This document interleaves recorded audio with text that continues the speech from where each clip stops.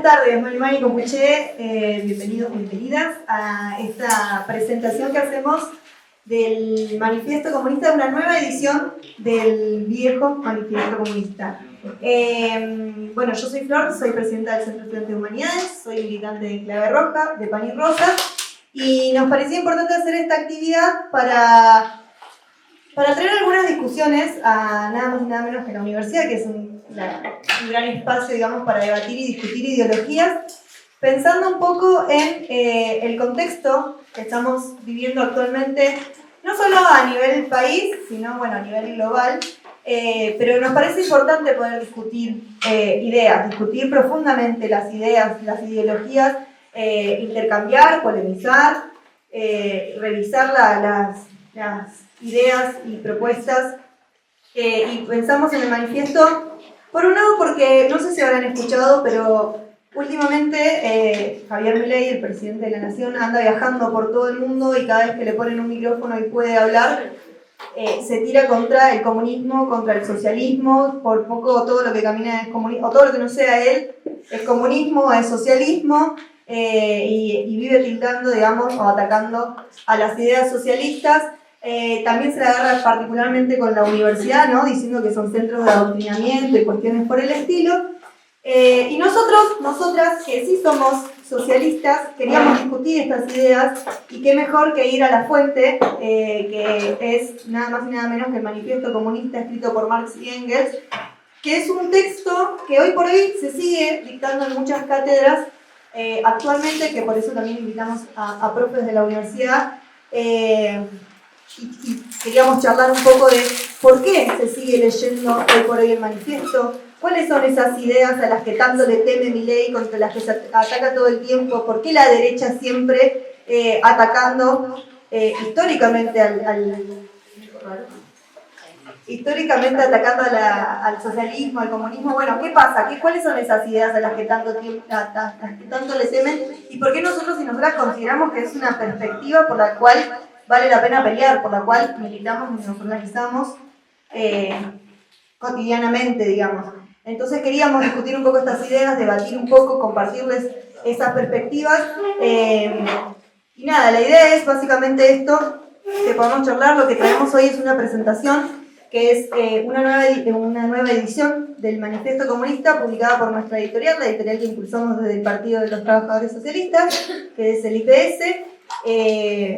Una editorial en la que publicamos muchísimos libros, hay algunos acá afuera que pueden ver, con distintos contenidos, desde feminismo, ecología, debates marxistas también, algunos escritos acá por Juan, por ejemplo. Pero es una editorial que justamente se propone eso, ¿no? Traer ideas para debatir profundamente ideología. Así que les invitamos también a que conozcan. También hacemos publicaciones semanales en el diario, nuestro diario Izquierda Diario, donde también pueden encontrar ese tipo de debates, intercambios, y les invitamos también a leer, a compartir, a debatir. Y bueno, en ese sentido justamente queríamos hacer esta charla. Esta es una nueva presentación, tiene un prólogo además escrito por Miriam Bregman y Nicolás del Caño, y está actualizado, digamos, es una nueva versión actualizada con una traducción directa que también nos parece importante. Así que bueno, es un poco lo que venimos a presentar, pero bueno, también como una excusa para volver a hablar de esto, ¿no? ¿Qué es el comunismo? ¿Qué ideas propone? ¿Qué ideas siguen vigentes? ¿Por qué sigue teniendo tanta vigencia? Y qué actualizaciones también se merece. Así que vamos a hacer una ronda de intervenciones con los profes, ahora los voy a presentar, y después vamos a abrir el debate para que quienes quieren hacer aportes, comentarios o preguntas lo puedan hacer y sea un intercambio. Bueno, paso a presentar a los profes invitados. Está Mauricio Surazi, que es profe de Historia, acá de la Facultad de Humanidades. Mariana Giareto es profe investigadora de la universidad, de la FADEC y la FACEP. Y Juan Dalmazo, que es parte del PTS, intelectual también, y parte de este semanario que les comentaba, y tiene ahí un par de libros publicados también muy interesantes. Así que bueno, vamos a empezar con Mauricio, después Mariana y después Juan, y después abrimos la ronda para quienes quieran hacer intercambio, opinión, comentario. Así que bueno, eso, y arrancamos.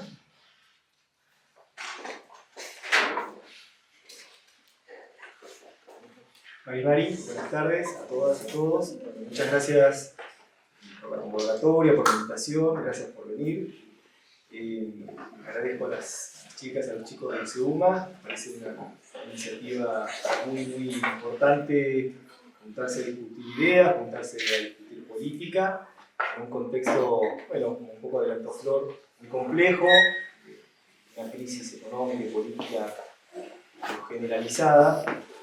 En el caso, bueno, digamos, en el contexto nacional, de alguna manera esta actividad empalma con un reclamo docente universitario, cobró mayor intensidad a partir de marzo de este año, aunque venimos con una situación de pérdida de la capacidad adquisitiva salarial que va mucho más allá de esta coyuntura de este gobierno, por lo menos de una década.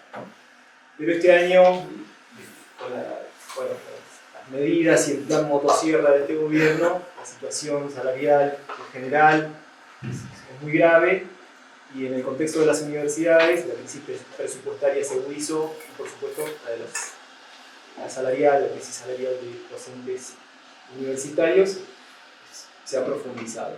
En ese contexto se han dado toda una serie de iniciativas, un plan de lucha, con reivindicaciones que tienen que ver con lo salarial, pero también con la lucha por el presupuesto educativo y con la defensa de la educación pública. Así que también esta actividad en Palma me parece bien, con ese ciclo de actividades, la búsqueda de llevar este conflicto a buen puerto.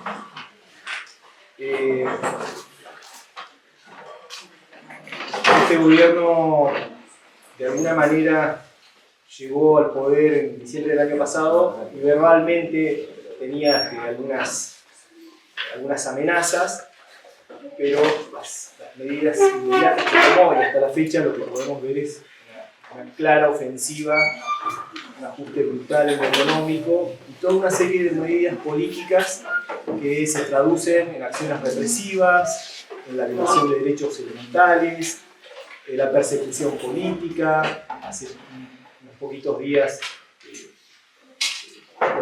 intervinieron las fuerzas de seguridad en un local del Partido Obrero, por contar simplemente la última situación de represión y de persecución a activistas, a militantes políticos que este gobierno tiene en la mira, y como señalaba Flor, está todo el tiempo de alguna manera provocando, generando un discurso de violencia, tensión y además reprimiendo, por supuesto, en las calles, en muchos contextos, no solamente las actividades que nosotros conocemos, hay muchas otras que no están teniendo visibilidad, como la lucha en Misiones, que está teniendo un fuerte conflicto en este momento.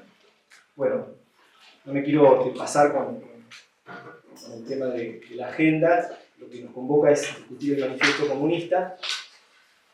Y bueno, habría mucho para decir de este texto.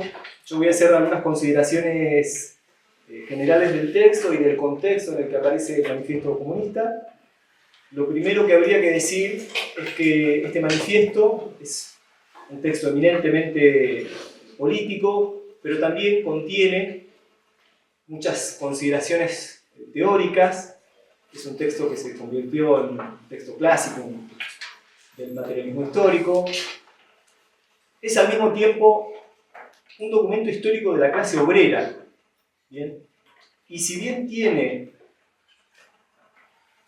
la firma de Marx y Engels, que de alguna manera han trascendido inmensamente su legado intelectual y político, impactando en la militancia, en las ideas de izquierda, en las ciencias sociales, y largo, etc.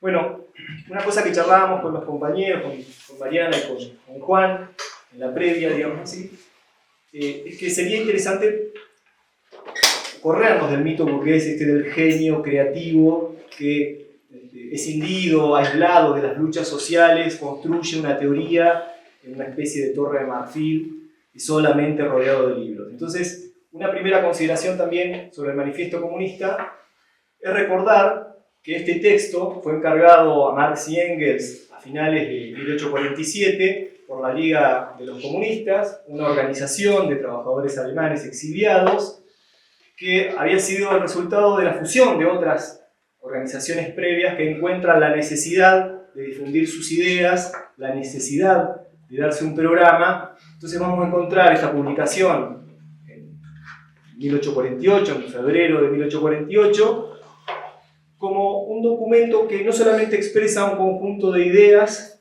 de los socialistas, de los comunistas, sino que además tiene una serie de consideraciones teóricas y prácticas. De todas ellas yo voy a seleccionar dos, después nos iremos complementando, podemos un poco abrir el diálogo. Entonces, la primera consideración importante me parece es atender a que este texto es el resultado de un proceso también, de un proceso de lucha, de un proceso organizativo, de un proceso de debates políticos, de un proceso de debates teóricos necesarios. Los comunistas en este contexto, por supuesto que eran perseguidos. Hacia 1840 Europa había atravesado un ciclo de revoluciones burguesas desde fines del siglo XVIII, ¿bien? La Revolución Francesa como espacio de referencia o proceso clásico, pero habían ocurrido otras oleadas de revoluciones en Europa, en 1820, en 1830, y el proletariado, los trabajadores y un subproletariado urbano también habían sido activamente partícipes de esas revoluciones que las conducía, las lideraba o las dirigía, si se quiere, fracciones de la burguesía ascendente. Hacia 1840 y específicamente en 1848, unas semanas después de la presentación de este manifiesto, se produce una gran insurrección que va a convertirse en una revolución, la primera revolución europea. Para algunos autores es una revolución que puede considerarse una primera revolución de escala mundial, digamos así, porque rápidamente se convierte, en unas pocas semanas, se convierte en una revolución que avanza sobre los países centrales de Europa, algunos países del este de Europa y mucho más allá, incluso impactando en América. Es una revolución que sacude toda Europa, que pone de alguna manera en entredicho no solamente las conquistas de la burguesía, sino todo el sistema social. De alguna manera, entonces, el manifiesto comunista se presentaba en un contexto de gran conflictividad social, de crecientes, de profundas luchas de clase, y en esta revolución, que bueno, su historia es un poco de gran intensidad en poco tiempo y de una fuerte represión. Hacia julio, que es el pico de conflictividad, es fuertemente reprimida. Digamos que pasados 6-7 meses, aunque hay posibilidades en algunos espacios de reorganización, ha sido un movimiento fuertemente reprimido, con un alto costo social en la represión. El manifiesto, ¿qué dice o qué me interesa recuperar, por lo menos en esta primera intervención? Dos o tres cuestiones, alguna en el plano teórico y otra en el plano político. En el plano teórico, quizá es un texto que señala con mucha contundencia una interpretación de la historia, una interpretación materialista que pone el énfasis en que la dinámica de la historia está dada por la dinámica de la lucha de clases. Desde que las sociedades se estructuraron en clases, ¿bien? Para Marx y Engels, el desarrollo de las sociedades, la evolución de las sociedades, ha estado marcado por el conflicto de clases entre explotadores, o las clases explotadoras, y los explotados, entre los opresores y los oprimidos. Esta es una primera afirmación que tiene como mucho peso para toda aquella que esté pensando en cómo entender la dinámica histórica. La otra afirmación contundente, que va a adquirir diferentes formas a lo largo de la producción teórica de Marx y Engels, pero que ya se explicita en el manifiesto comunista, es que las sociedades se estructuran en unas relaciones de producción, en una estructura socioeconómica sobre la cual se levanta una serie de instituciones políticas y una serie de ideologías. ¿Bien? Hay un prólogo muy interesante de Engels, el prólogo del 83, ya Marx había muerto hace unos meses, en el cual con una honestidad y con una gran generosidad le atribuye las principales ideas a Marx y señala justamente esto: el eje de este texto es una concepción de la historia y una manera de entender la estructura y la dinámica social. Toda esa serie de prólogos o de prefacios que suelen recolectar los manifiestos, las distintas ediciones del Manifiesto Comunista, creo que tienen muchas cosas para decir, para pensar, y es interesante revisarlos. Hay otra bibliografía, que en todo caso después podemos charlarla, sobre los balances que se hacen del Manifiesto Comunista, pero lo otro que me interesa decir, antes de que se me vaya el tiempo, acá igual me pueden apuntar el tiempo, tiene que ver con la dimensión política, digámoslo así. De alguna manera en el texto aparece con claridad la idea de que el capitalismo, esa sociedad que es examinada con cierto detenimiento en este texto, es una sociedad transitoria, así como otras sociedades en el pasado han sido superadas o desplazadas por nuevas formas de organización socioeconómica. Bueno, una afirmación de mucho peso en el manifiesto es que el capitalismo es un sistema transitorio, que en algún momento va a ser sucedido por un sistema social. Va a ser sucedido en el proceso de lucha de clases, dice el texto, o las clases en pugna, bueno, pueden perecer. Allí hay una apelación muy importante a los y las comunistas del mundo, ¿bien? Porque en esa caracterización del capitalismo, el lugar que se le asigna a los trabajadores, a las trabajadoras, ¿bien?, es clave para pensar el final de esta sociedad capitalista. Porque en el capitalismo, por la posición estructural de los trabajadores y las trabajadoras, su emancipación va a suponer la emancipación de todas las clases. Derrotar a la burguesía va a suponer terminar con todo el sistema social, es decir, con todo un sistema de opresión y de explotación.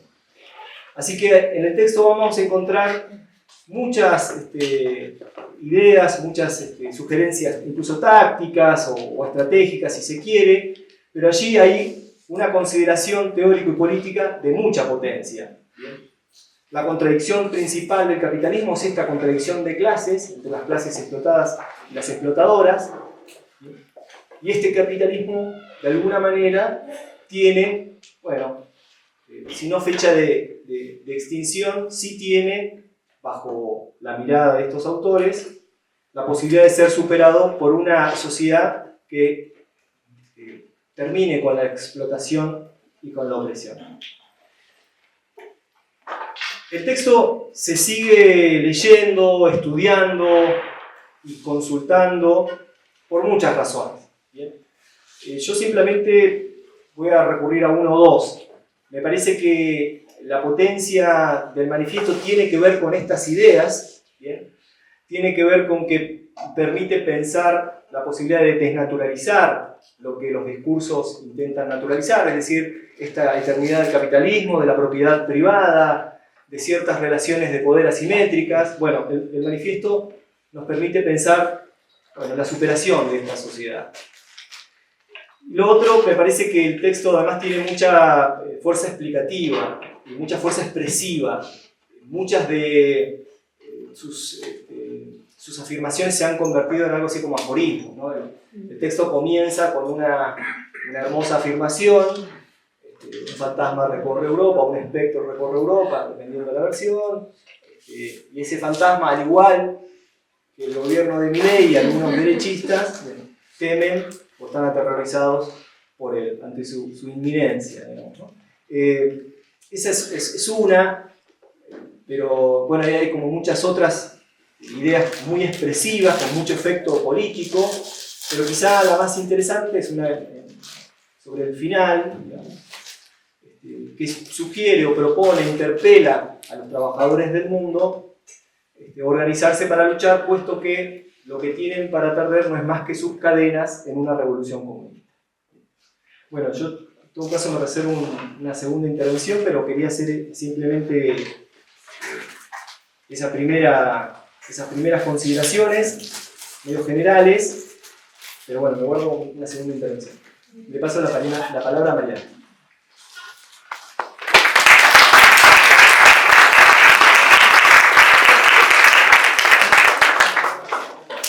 Bueno, gracias. Por pasarme la palabra. Bueno, en primer lugar, sí, agradecer la invitación en esta propuesta de lectura cruzada, en realidad de relectura del manifiesto, pero de relectura del manifiesto cruzada con todas estas afirmaciones y ideas, interpelaciones que viene realizando Milei y el gobierno de Milei en relación a diferentes aspectos. Yo, cuando traté de ordenar un poco mi intervención, mi propuesta es tratar de abordar 3 tensiones. Todo esto también va a ser como a título de tirar algunas piedras y después retomarlo en función del interés y de lo que a ustedes les parezca que vale la pena discutir, ¿no? Pero se me ocurrían 3 grandes tensiones. La primera es, y digo en esto, de recuperar al manifiesto o algunas cuestiones que plantea el manifiesto para responder, para contraargumentar, para discutir algunas aseveraciones graves que plantea el discurso de esta ultraderecha hoy en el gobierno de Argentina. La primera tensión es una tensión clásica de la sociología, que es la tensión individuo-sociedad, ¿sí? Es decir, ver un poco cómo aparece en el manifiesto esta tensión, en qué clave sociológica se leen los problemas que, como ya dijo Mauri, tienen que ver con historizar, ¿sí?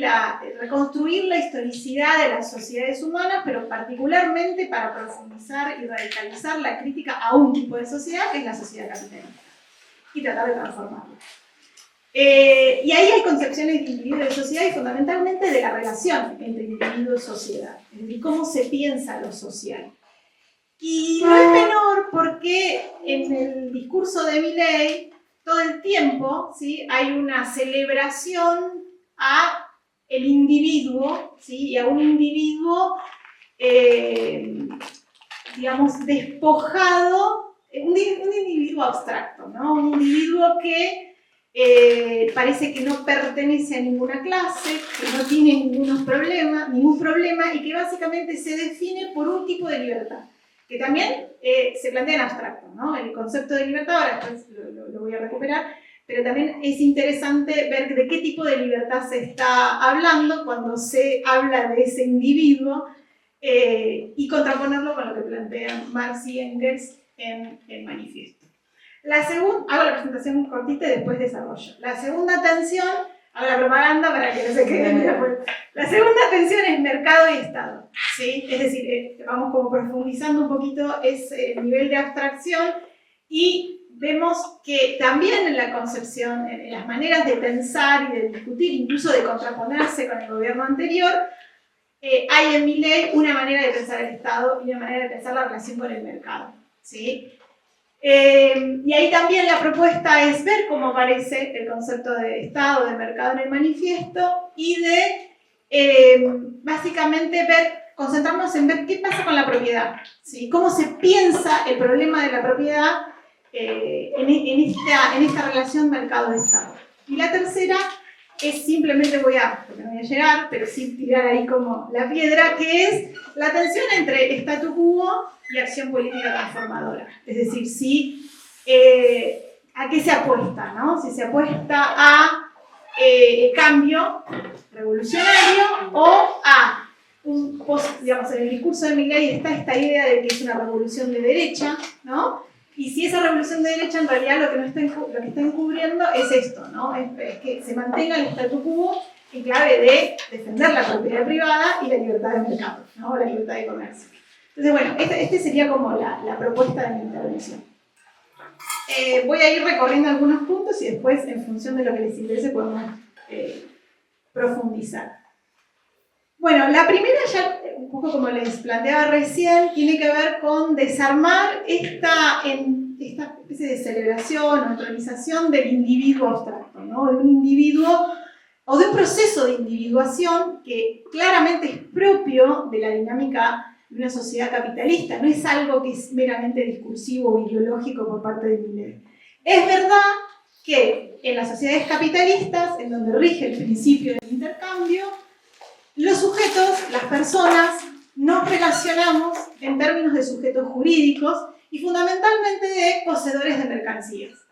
Ahora bien, en una sociedad capitalista, para que seamos simplemente poseedores de mercancías, tuvo que pasar algo, y que es que hubo un proceso de desposesión por el cual gran parte de la población, la única mercancía que porta para llevar al mercado y para que sea intercambiada es su fuerza de trabajo, es decir, las capacidades mentales, físicas que permiten producir valor, ¿sí? Valor de uso como valor de cambio. Entonces, y otra parte, digo, y esto está en el manifiesto, una minoría es la que se apropia de los medios de producción, ¿sí? Y que lo que tiene es dinero dispuesto a ser transformado en capital. Por eso va al mercado a buscar esa mercancía que le va a permitir valorizar el valor, es decir, convertir el dinero en capital, en plusvalía. Y sabemos que esta única mercancía es la fuerza de trabajo. Entonces aquí, en esta concepción de individuo, aparece el concepto de libertad. Y hay una coincidencia entre la denuncia que hacen Marx y Engels en el manifiesto de que la única libertad, o digamos que el proceso que se da en las sociedades capitalistas es una sustitución de esas numerosas libertades conquistadas o concedidas por una única libertad, que es la libertad de comercio, y es la libertad de intercambiar mercancías, ¿sí? Y eso es un problema, ¿sí? Cuando nos olvidamos que podemos definir y disputar y pensar al individuo relacionado con un concepto de libertad más complejo, digamos, y que no se reduce a esta cuestión del principio del intercambio. Es más, Marx y Engels hablan de la desalmada libertad de comercio, ¿no? En esto de la expresividad y de dar cuenta de que no podemos simplemente quedarnos con eso o definirnos a partir de esa libertad. Y de ahí, de esa configuración, de esas dos clases, eso no quiere decir que Marx y Engels estén simplificando el modelo dicotómico, ¿no? De Giddens y toda esa pavada, que en realidad, porque los tipos dan cuenta de que la sociedad capitalista es súper compleja, que hay otras clases, que el antagonismo central es verdad, es entre capital y trabajo, pero que concretamente las dos clases antagónicas es la clase burguesa y la clase trabajadora, o el proletariado, ¿sí? Y que se relacionan a partir de relaciones de producción, ¿sí? Un poco ya lo que planteó, no voy a repetir lo que planteó Mau.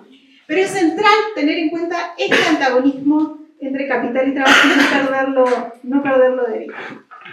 Ahora bien, entonces, en esta cuestión de redefinir cómo pensamos esa relación individuo-sociedad, a diferencia y en contraposición con esta entronización del concepto de individuo a partir de este concepto de libertad de intercambio o de comercio, en el manifiesto tenemos una concepción de lo social y de los individuos en términos de constitución de sujetos colectivos, ¿sí? Y de la posibilidad del antagonismo desde lo colectivo, ¿sí? Y ahí refuerzo lo que planteaba Mauro. El manifiesto comunista es una producción colectiva, una interpelación colectiva y una construcción colectiva. Por eso lo seguimos leyendo, ¿sí? Después de tantos años. A diferencia de lo que se está presentando hoy, ¿sí? Que es otra cosa, que es lo opuesto. Paso al problema de la tensión entre Estado y mercado. Básicamente desde el discurso y ya directamente desde la puesta en marcha de este populismo antiestatal, podríamos decir, de Milei, en el marco de una avanzada de la ultraderecha a escala internacional, porque eso también, digámoslo, no es un caso aislado. Básicamente lo que ocurre es una ofensiva del capital contra el trabajo, contra ese trabajo asalariado.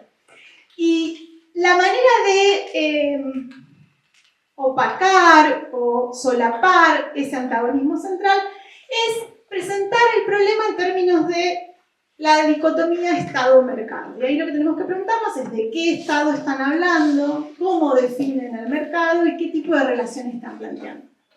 Para ser muy, muy breve, todos sabemos, ¿no?, que Milley plantea la relación Estado, primero, de Estado como lo malo, ¿sí?, moralmente malo, pero también como el lugar donde digamos, se concentra la ineficacia, la corrupción, ¿no?, todo lo que funciona mal, y el mercado, ¿no?, como ese lugar en donde todo sucede y ocurre, casi, bueno, reeditando, ¿no?, casi no lo dice, pero el tema de la mano invisible y esa idea de sociedad autorregulada, ¿no?, de mercado en términos de sociedad autorregulada.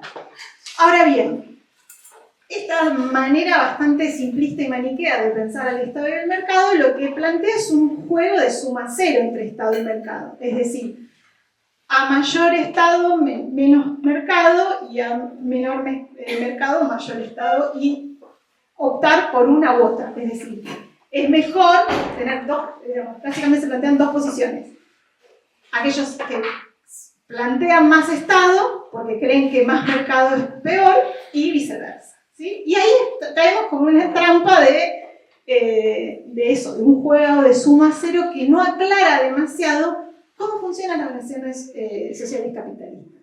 Y esto es importante porque en el manifiesto también encontramos toda una serie de claves analíticas para entender no solamente una concepción de Estado, sino de cómo funciona el mercado, ¿no? Empezando por lo que ya planteé, de la libertad, la igualdad, para que los sujetos se encuentren en el proceso desde el principio del intercambio, pero también aparece, y es muy importante, retomar esta idea de cómo pensar al Estado en términos de, está también esa frase célebre de el Estado representativo moderno, primero como una conquista de la burguesía, ¿no?, junto a la gran industria y el mercado mundial, pero además como esa junta que viene a administrar los negocios de la clase burguesa. Y en esto hay una especie de simplificación. De hecho, a partir de esa frase se desarrollaron concepciones instrumentalistas del Estado. Y acá primero que hay que decir es que Marx y Engels no hablan directamente del Estado, sino del gobierno del Estado. ¿Sí? Están hablando de dos dimensiones analíticas distintas. El gobierno del Estado moderno es o viene a ser la junta que va a ocuparse de administrar los negocios de la clase burguesa. Que no es lo mismo que la forma Estado. Digo porque el tema del Estado es un temón para desarrollar que Marx en el Capital deja algunas pistas, que queda inconcluso, pero que es bastante más acertado pensarlo en términos de forma social. Es decir, las relaciones sociales capitalistas, por ser relaciones de explotación y de opresión, no pueden presentarse de manera descarnada. Lo hacen a través de diversas formas sociales. Nosotros no vemos directamente la explotación y la opresión. Lo que vemos es formas como el mercado, como el Estado, ¿sí?, que opacan esas relaciones de explotación y de opresión y las muestran de otra manera, o con otra, son modos de existencia de esas mismas relaciones de explotación y de opresión. Modos de existencia que son diferenciados además. Entonces ahí tenemos incluso, como mareamos, ¿no?, porque no sabemos qué está, dónde, en qué lugar. Y en ese mareo incluso aparecen las posturas que plantean la necesidad de más Estado, ¿sí?, de más intervención del Estado, y que más, que los problemas de acumulación de capital se pueden solucionar con políticas públicas y con políticas de intervención. Y ahí también hay todo un debate para dar, ¿sí? Ahora bien, ¿cómo entra la propiedad privada en este lío, ¿no? Marx y Engels son claros en poner el foco o plantear que el corazón, ¿no?, de esta sociedad capitalista es el régimen de propiedad privada, ¿sí?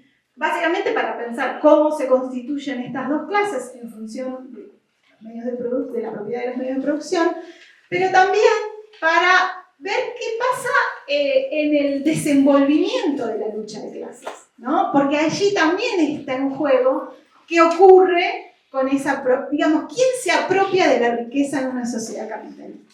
Y ahí tenemos otro problema, o se abre otra ventanita que Marx la recupera en El Capital, pero acá ya también está, el tema de que la riqueza en las sociedades capitalistas adopta la forma mercancía, es decir, la forma de mercancía, valor de uso con valor de cambio, ¿sí?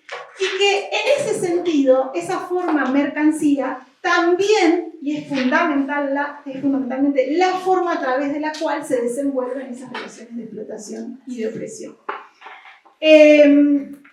Quien se apropia de la riqueza y cómo se apropia de la riqueza, entonces también es parte de pensar la necesidad de abolir el régimen de propiedad privada, que es la máxima del manifiesto comunista, digamos, o el corazón del planteo. Y para, no sé cómo estoy de tiempo, estoy ahí. Bueno, entonces, digo, esto también explica por qué, mientras que en el manifiesto comunista encontramos que el corazón, ¿no?, de la lucha de clases y de la apuesta a una revolución transformadora es abolir la propiedad privada, y por otro lado tenemos hoy el canon de la ultraderecha, con nuestro exponente Milei en Argentina, sacralizando la propiedad privada, ¿no? Y sacralizando, quiero decir, convirtiéndola no en religión, ¿no?, en un valor que, ojo, si se toca, ¿no? Y ahí aparece el aspecto represivo, que cualquier Estado capitalista lo tiene, pero que hoy estamos viendo que está dispuesto a todo si se toca esa propiedad privada, ¿no? Entonces no es un dato menor. Y bueno, para ir cerrando, toco la última tensión y después profundizamos todo lo que les haya parecido que vale la pena. Vuelvo sobre este tema, ¿no? El manifiesto es una invitación, una interpelación colectiva, pero también hacia un colectivo. Y ese colectivo es el proletariado, es la clase trabajadora. Y no es la clase en términos de categoría ocupacional. Es una clase que se constituye en la lucha para la lucha, ¿sí? Y esa interpelación no es siéntanse trabajadores, sino luchen como trabajadores. Es decir, organícense y piénsense y únanse en términos de una clase trabajadora.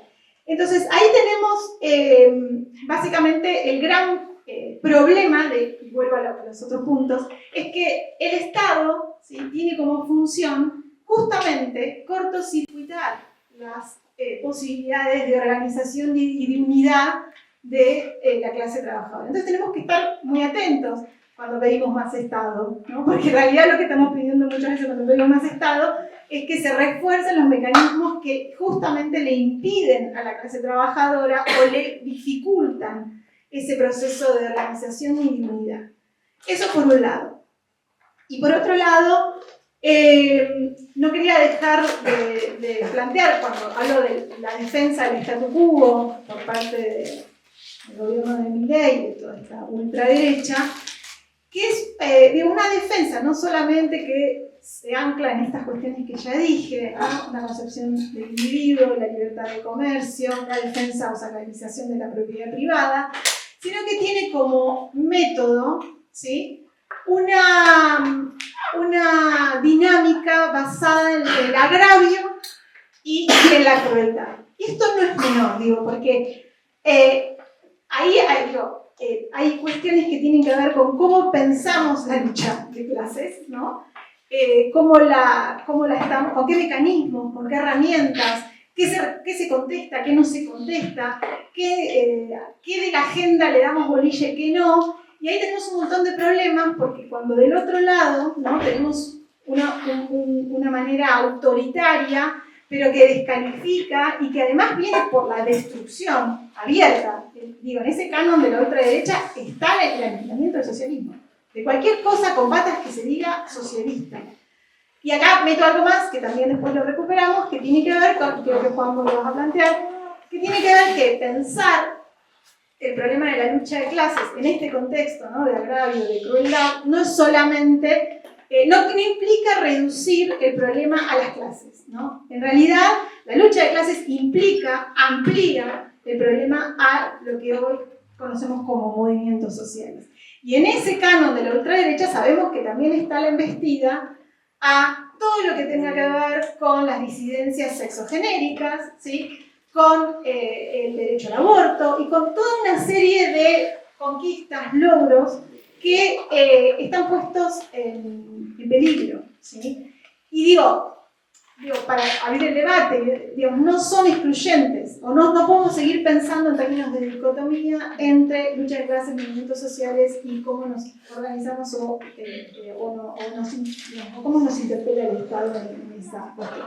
Lo último que digo, que me parece que es un concepto que tal vez hay que darle un poco de forma, pero que tiene que ver con esto de cómo caracterizamos al enemigo, es que en esta estrategia de agravio constante y de naturalizar la crueldad, Milei apuesta a un proceso de bestialización de la política, ¿no? Primero es deslegitimarla, llevarla a un lugar de crítica total, de reducirla al sujeto de la casta política, ¿no? De que a nadie le dé ganas de hacer política porque eso es malo. Pero una vez que se mete y se queda en el ring con los que nos quedamos en la política, aparece esa bestialización. Y esa, la bestialización, obviamente el ícono es el león, es muy tonto lo que estoy diciendo, pero en realidad esa imagen del león devorándose a lo que venga, la rata, el bichito de turno que le toque a la inteligencia artificial, es un proceso de reconceptualización de la política. Y es de aniquilamiento del otro. ¿Sí? Es de aniquilamiento total del otro. Y esto me parece que, en este contexto, me parece que hay que plantearlo, hay que tematizarlo y, bueno, discutirlo. Así que nada más.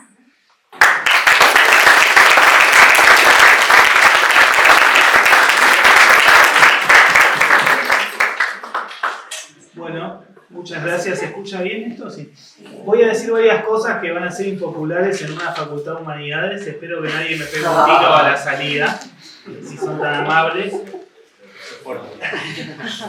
Primero quería volver sobre dos cuestiones del manifiesto que tienen que ver, y siguiendo un poco en línea con lo que decían Mauri y Mariana, pero quería puntualizar algunas cuestiones que tienen que ver con el manifiesto, que es muy probable que en las materias de la facultad se discuta sobre esto, y que me parece importante que desde el marxismo ofrezcamos una versión distinta a la que hay en la academia sobre el tema, que son dos cuestionamientos muy típicos que indican que el marxismo es eurocentrista y que es reduccionista de clase, que es un término espantoso que lo aborrezco, o sea que además de que me parece inadecuado, le tengo como cierta tirria, ¿no? Disculpen la palabra de la tercera edad. Pero supongo que alguien habrá escuchado esto en alguna cátedra o lo que sea, y me parece importante volver un poquito sobre este tema, porque además muchas veces se usa el manifiesto como un ejemplo paradigmático de esto, además de algunos artículos de Marx sueltos, sin tener en cuenta otros que dicen lo contrario, ¿no? Entonces quería meter algunas cuestiones sobre esto como para completar un poquito la mirada que estamos dando acerca del manifiesto. Bien, primera cuestión, sobre el tema del cuestionamiento sobre el eurocentrismo, haciendo abstracción de la tradición marxista posterior a Marx, la Tercera Internacional, el Congreso de Bakú, Lenin, bueno, todos los marxistas de Asia, etc. Nosotros mismos podemos ver que en Marx hay un tratamiento del problema colonial y de los problemas de la periferia que generalmente no es muy conocido, que se ha venido recuperando en los últimos años. Ha hecho muy buen laburo en esto Marcello Musto, que ha escrito varias biografías intelectuales de Marx y publicado varios libros de esos que se coordinan y escriben varias personas, que trabaja especialmente este tema, ¿no? Del Marx tardío, del interés de Marx por Rusia, por las sociedades agrarias y una serie de cuestiones que igualmente no son desconocidas para nosotros en América Latina. Lo ha tomado en su momento José Ricó, también Álvaro García Linera desde otra óptica. O sea, son temas que no son nuevos, pero que en muchas críticas antimarxistas se olvidan de manera sistemática. Entonces, en el manifiesto si se quiere, podemos pensar que hay ciertos elementos, quizá no de una concepción eurocéntrica, en el sentido de que supone que la historia de Europa es la única historia, pero sí que el análisis que hace Marx parte de la historia de Europa. Eso es así.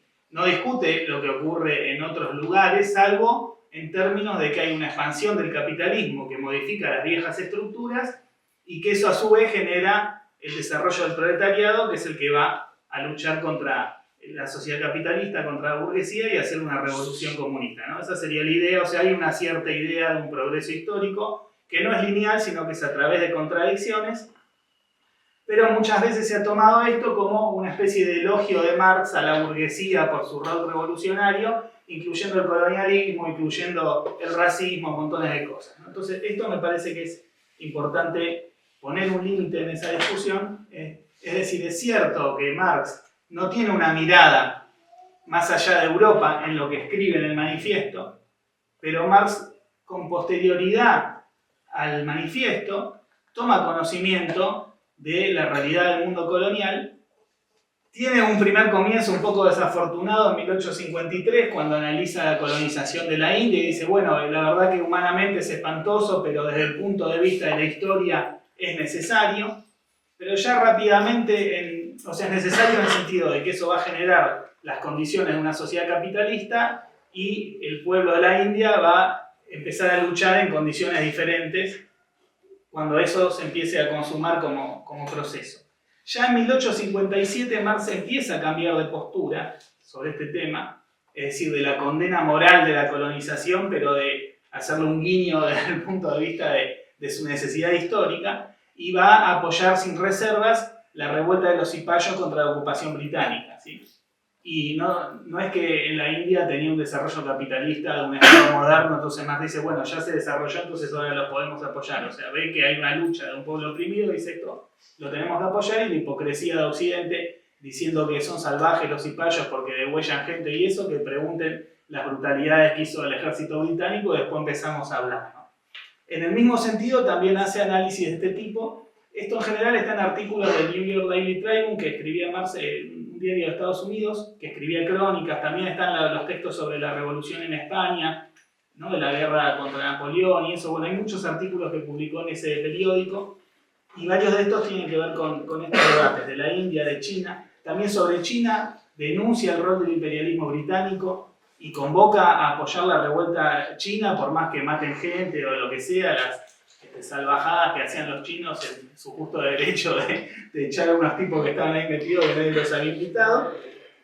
Y bueno, después hay dos cuestiones más que analiza Marx en términos de los problemas de la periferia, que son la cuestión irlandesa, ya en la segunda mitad de los años 60, de 1867 por ahí, que, bueno, este hombre, José Pablo Feynman, que era un antimarxista de corazón, decía, bueno, pero es un pueblo europeo. Sí, pero eran los mendigos de Europa. O sea, está bien, eran colorados, pero no, o sea, no es que era un pueblo de Europa paradigmático de la cultura europea, o sea, era el patio trasero del Imperio Británico. Y Marx, analizando el problema de Irlanda, va a decir varias cosas que son interesantes. Primero, que hay que apoyar la autonomía y la independencia. O sea, que no es una consigna necesariamente clasista, sino que dice esto es lo mínimo para que esta gente no se muera de hambre. Proteccionismo y tarifas aduaneras, en el mismo sentido. Y después va a decir otra cosa, que es el problema que tenemos en todos los centros industriales en Inglaterra, es que están divididos los obreros entre ingleses e irlandeses. Y este es el secreto de la impotencia de la clase obrera británica. Hasta que esto no se resuelva, no va a haber revolución en Inglaterra. Y esto es interesante porque Marx en este análisis está uniendo la cuestión de la unidad, la redundancia, está articulando la cuestión de la unidad de la clase obrera con el problema de la lucha nacional de Irlanda. Y es verdad que en esto está como mucho más desarrollado su punto de vista que en los apoyos que hace a las rebeliones en Asia y eso, pero es un crecimiento que hace de su lectura del problema de la periferia que es muy importante y que se puede ver como una continuidad bastante clara, ¿no? De cómo él parte de una mirada mucho más simplista en el manifiesto sobre este tema, donde no están incorporados estos problemas de la periferia, y luego eso se va incorporando a su lectura de lo que es el proceso histórico de desarrollo capitalista y los problemas de la lucha política en el capitalismo moderno. Bueno, y después está todo lo que escribe ya mucho más viejo y lo que estudia sobre Rusia, sobre el problema de la comuna rural rusa, el intercambio con Vera Zasulich, porque el tema es así, los populistas rusos eran marxistas, pero también eran populistas.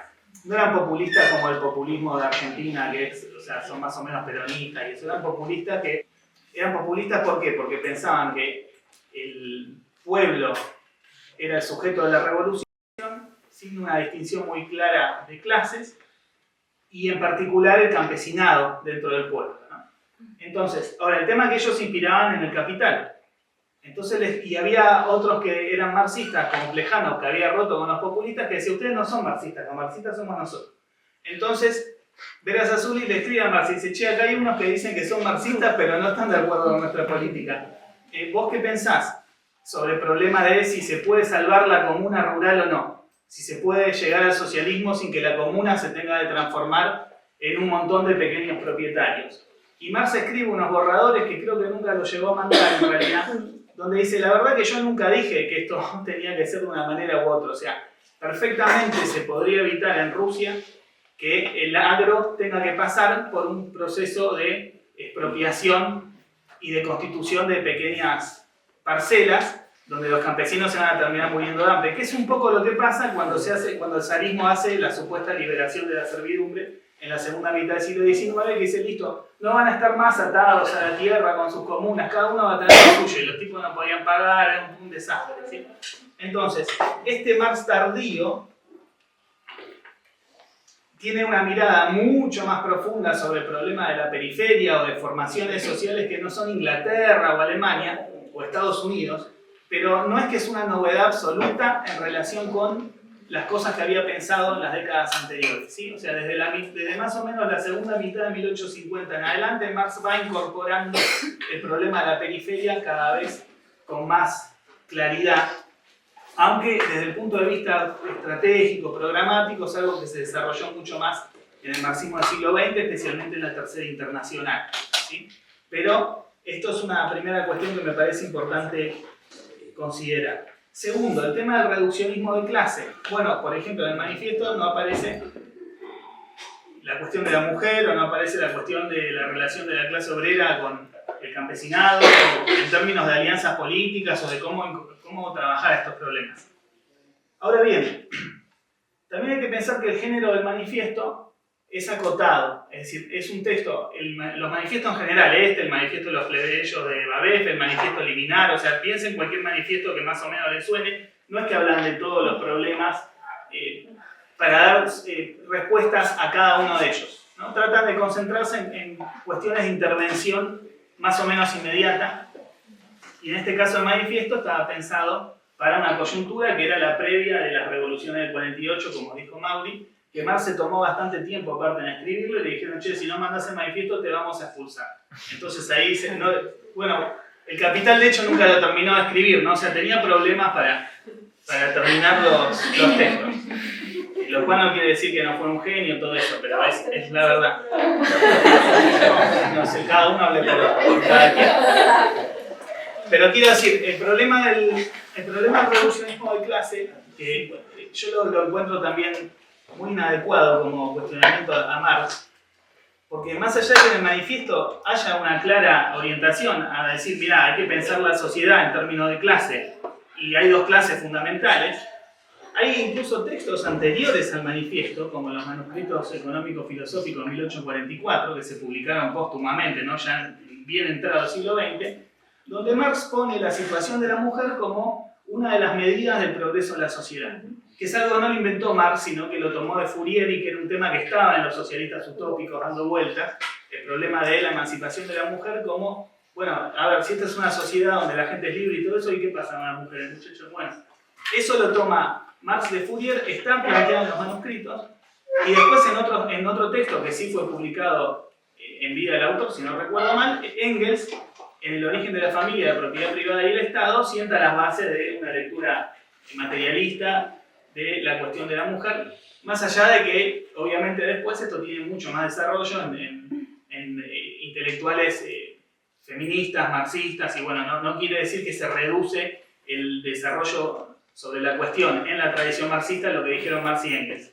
Pero incluso, aunque no haya sido un eje sistemático de intervención, especialmente de Marx, porque en Engels está mucho más desarrollado, es un tema que está presente en su pensamiento y que hay cosas escritas por el propio Marx donde tiene un peso muy importante, ¿no? Entonces, a mí me parecía que esto era necesario señalarlo, porque quien estudia en facultades de ciencias sociales, y quizás, bueno, en otras quizás no se habla directamente de Marx, pero se va a encontrar con este tipo de cuestionamientos permanentemente, y sobre todo ahora que está de moda la charca de colonial infame, esa que anda dando vueltas y que inspira a toda clase de reformas educativas y cosas por el estilo.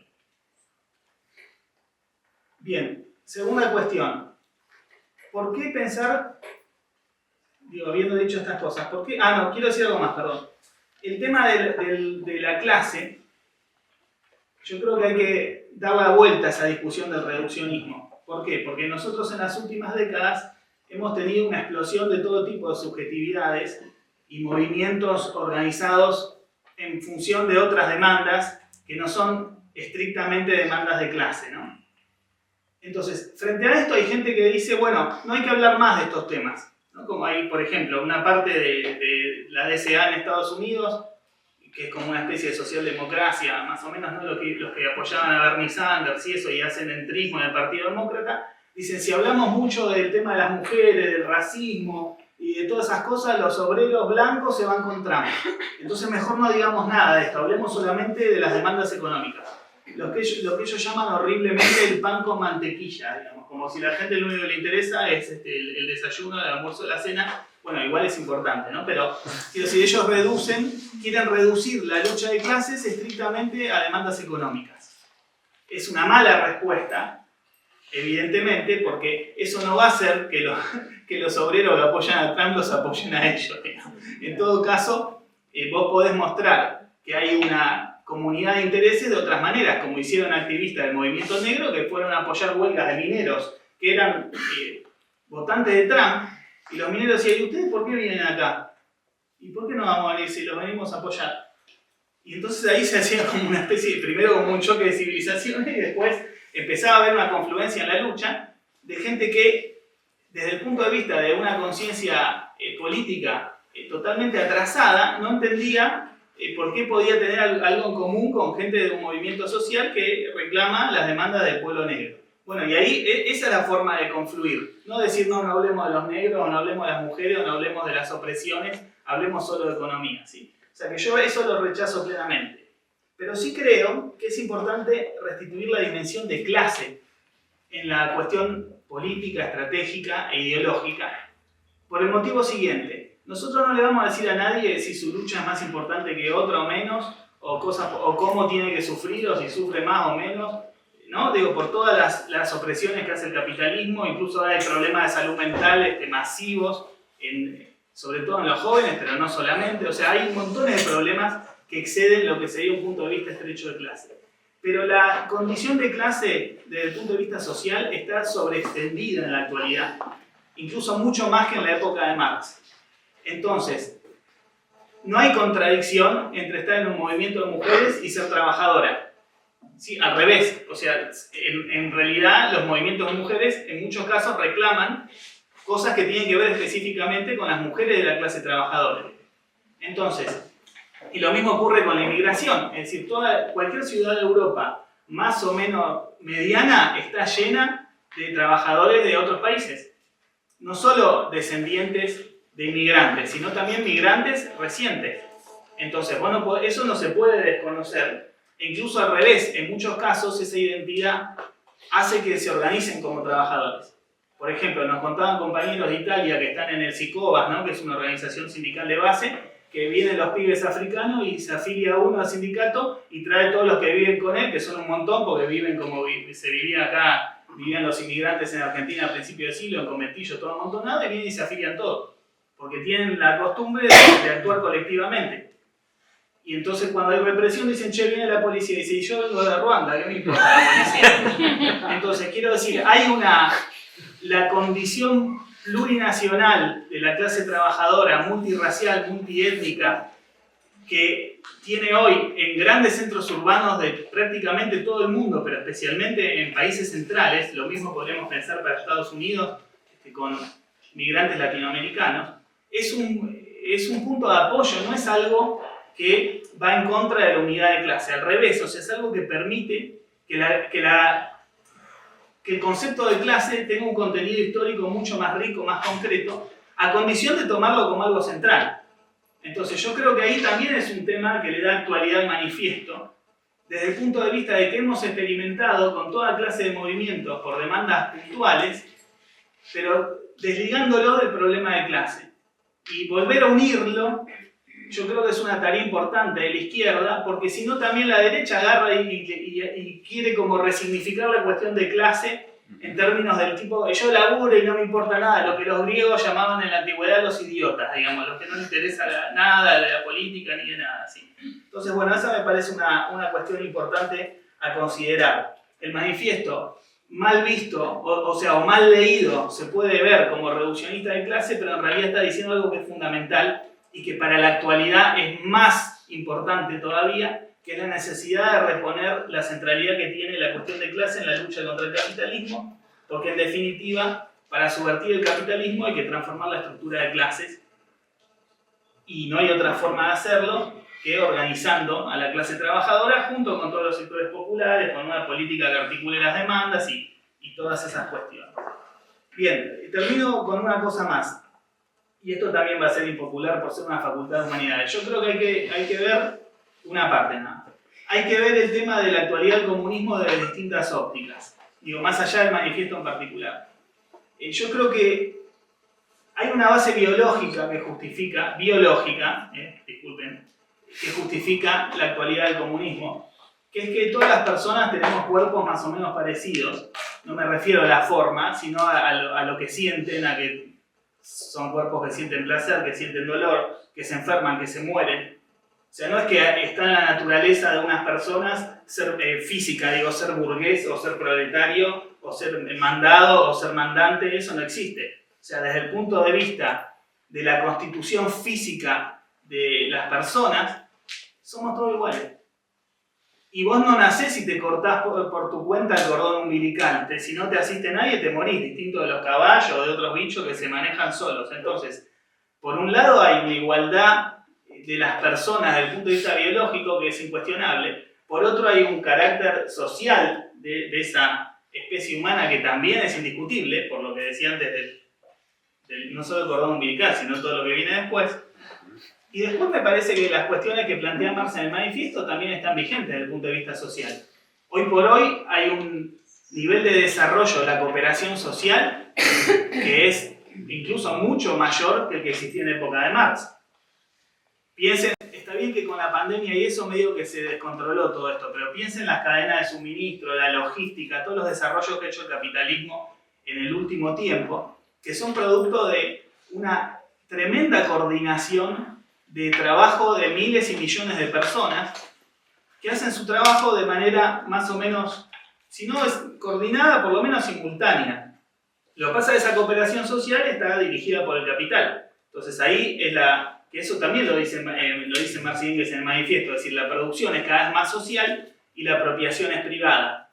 Y por esta discusión, también en su momento, en los años 60, 70, los autonomistas o los obreristas decían, bueno, lo que hay que hacer es sacar el comando capitalista del trabajo y listo. No es tan simple, pero un poco de razón tenían. Por eso es importante la experiencia de control obrero, de autogestión y todo eso. O sea, hay condiciones sociales, materiales en el capitalismo actual para producir de otra manera que no sea con unos tipos que mandan y son parásitos. Y en el mismo sentido, la base tecnológica. Es decir, hay un nivel de desarrollo científico-tecnológico que permitiría que la gente trabaje cada vez menos. No te digo superar definitivamente el trabajo en general, pero el trabajo asalariado, perfectamente. Y lo que es paradójico es que ocurre todo lo contrario. Eso está muy bien planteado en un libro de Pietro Basso, que es un investigador de la Universidad Ca' Foscari de Venecia, que también colabora con el SICOVAS y estos movimientos de trabajadores inmigrantes en Italia, que se llama Tiempos Nuevos, Horarios Viejos o algo así. Es más lindo el título en inglés. Ese libro, lo que dice, es un libro viejo igual, hace poco lo volvió a publicar en portugués por Boitempo, hace un par de años. El libro lo que dice básicamente es, cada vez hay más robotización, más tecnología aplicada a la producción, más mecanización, más todo. Y cada vez se trabaja más horas. La única explicación que tiene eso es porque estas cosas las dirigen los burgueses, no tiene ninguna otra explicación ni justificación. Entonces eso también es importante porque se dice mucho, bueno, con la tecnología se terminan los trabajadores, todo eso. Eso no es cierto, porque si no explotan a trabajadores no pueden tener plusvalía. Entonces, ahora lo que pueden hacer es decirte, che, como hay mucha tecnología, bueno, tenemos que echar a la mitad, entonces lo que se queda van a tener que cobrar 3 veces menos. Ese tipo de, o sea, es una avivada de la patronal, eso que por la tecnología se va a extinguir el trabajo, entonces mejor que nadie haga lío y nadie haga huelga y nadie haga nada, porque entonces te echan, ¿sí? Pero visto desde el punto de vista nuestro, hay una base tecnológica que permitiría organizar la producción, y no solo la producción, la distribución, el consumo, montones de cosas que en la sociedad actual están manejadas por la lógica de la ganancia de otra manera y al servicio de la mayoría de la gente. Bien, lo último. Todo esto estaría bueno, ¿no?, que lo podamos conseguir, pero esa es la trampa que tiene el manifiesto. Para esto hay que hacer una revolución. Es decir, no es solamente porque las condiciones existen que la sociedad comunista en algún momento va a llegar, ¿no? Entonces esto es interesante del manifiesto, y es interesante también la idea que plantea Marx y Engels sobre la constitución de la clase trabajadora como clase dominante, que acá está esta otra palabra que también es muy impopular en general en las carreras universitarias, que es la dictadura del proletariado, ¿no? Que es lo primero cuando uno empieza a charlar con alguien de marxismo y eso, le dice, está todo bien, pero ¿por qué la dictadura del proletariado? Y lo peor que uno puede decir es, no, hay una forma popular de decirlo, que es gobierno obrero. Ah, entonces la otra es impopular. Bueno, no. O sea, hay que decir cómo es dictadura del proletariado. Y ahora, ¿por qué? No es una dictadura como los milicos. Es en lo que pensaba, la referencia que tenía Marx era Maquiavelo y su lectura de los discursos de Tito Livio y su lectura de los antiguos, donde la dictadura era un gobierno de fuerza excepcional por un periodo acotado. Por eso en el manifiesto no está el concepto de dictadura, esto después lo plantea Marx en la carta a Wiedemeyer, que creo que es de 1851 o 52, disculpen que cito de memoria, pero no llegué a buscar la referencia exacta antes de venir, pero es posterior, es posterior al balance de Marx de la Revolución del 48, que dice, es con la dictadura del proletariado. Pero es la idea de un gobierno de la clase trabajadora que va a tomar algunas medidas despóticas contra la propiedad privada, que tiene que ver con la expropiación de los grandes medios de producción, con establecer el control obrero de la industria o la administración obrera, bueno, una serie de cosas más, una banca estatal única. No decimos nada muy marxiano, o sea, son cosas que incluso en algunos casos gobiernos burgueses las han hecho parcialmente en situaciones de crisis extremas, ¿no? Ahora, ¿qué pasa? Marx lo piensa esto como medidas transitorias, es decir, un poder fuerte, concentrado de la clase obrera que tome determinadas medidas para avanzar en esta socialización, en llevar hasta el final estos elementos de socialización que ya existen bajo la sociedad capitalista, pero que el capitalismo impide que se puedan desarrollar hasta el final. Bueno, obviamente que yo creo que esta es una de las ideas que hoy son en principio más impopulares del manifiesto, porque me parece que la gente no lo ve como algo fácilmente realizable. No lo es, Marx nunca dijo que lo fuera, pero realmente es la única solución que tiene la realidad actual. Si la clase trabajadora no logra asumir una posición autónoma, independiente, respecto de las distintas variantes patronales, y tratar de dar una salida revolucionaria a la crisis actual del capitalismo, lo que tenemos va a empeorar. O sea, lo que vamos a ver es esto multiplicado por 1000. O sea, la guerra, que ya se está discutiendo, porque en la guerra de Ucrania está usando armas de la OTAN, ya interviniendo con esas armas en terreno ruso. Rusia dice, bueno, si empiezan a joder tenemos ojivas nucleares. Es decir, hay analistas discutiendo que no se puede descartar que haya una tercera guerra mundial con un 40% de posibilidad, que lo que decía uno, para mí es demasiado, digamos, 40. Obviamente, capaz prima el otro 60 y no ocurre, pero con que cuando estalla, no estalla en un 40%. Entonces, ese es el tipo de cosas que promete el capitalismo para las generaciones presentes y ni hablemos para las futuras, ¿no?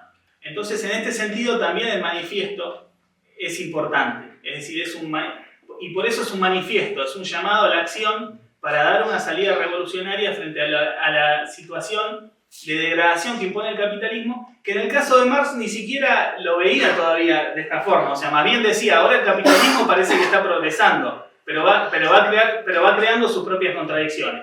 Ahora esas contradicciones ya están en un grado de decadencia que es, yo creo que nos sorprendemos día por día de las cosas que pasan. Entonces, bueno, en ese sentido también es importante volver a discutir el manifiesto. Esto por ahora.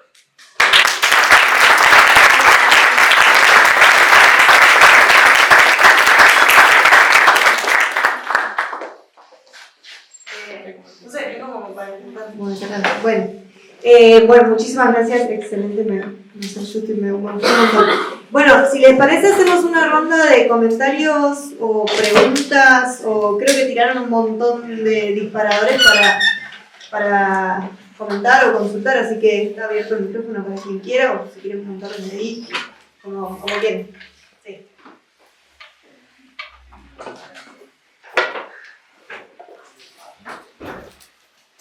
Buenas, gracias por la charla. Un aviso, está en venta la nueva edición, tiene un costo de 4.500, así que si alguien lo quiere ir cargando, lo necesita de acá. Pero yo quería pedirles... Decir que tiene dibujitos re lindos. Ah, es una versión ilustrar. Tiene ilustraciones, Para los que son pagos para leer. Bueno, invitarles a llevarse la nueva edición.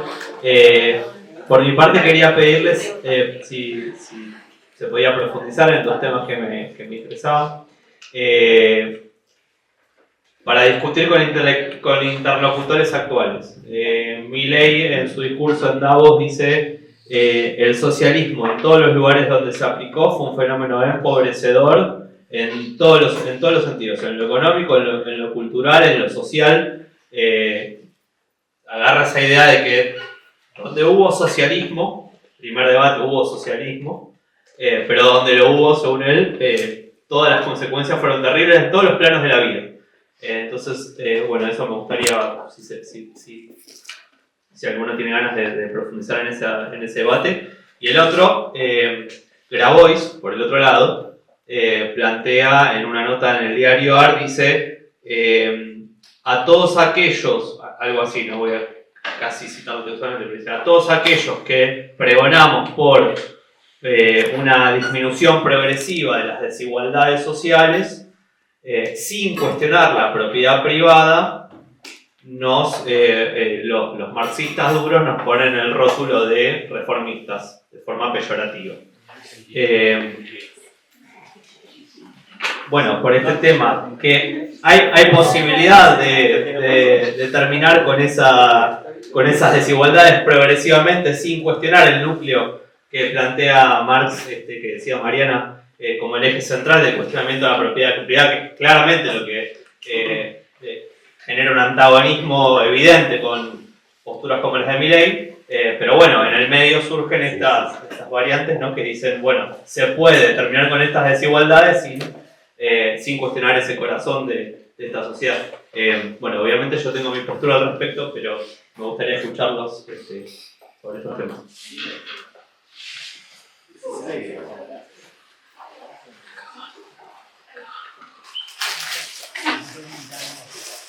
Bueno, yo pongo una de estas planteos de compañero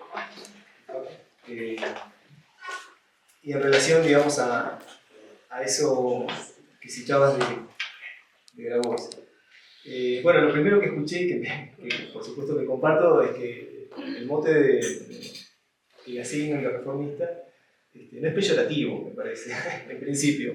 Pero sí es inadecuado, eso sí creo que me parece que la fuerza que representa Grabois, si bien anuncia, digamos, esto de una progresiva disminución de las desigualdades, así más o menos lo denuncia, bueno, a mí me parece que las experiencias populistas en América Latina, al menos, que más o menos he podido seguir con seguimiento, tuvieron como un momento en la década pasada, si se quiere, entre 2003 y 2015, viendo un poquito el periodo, un momento de crecimiento, de expansión, de ocupar de forma predominante el espacio político, ejerciendo hegemonía en algunos casos, tenemos ahí su contrapunto, pero me parece que esas experiencias, en algunos casos, no en todos, se presentaron o como inclusivas o como tendientes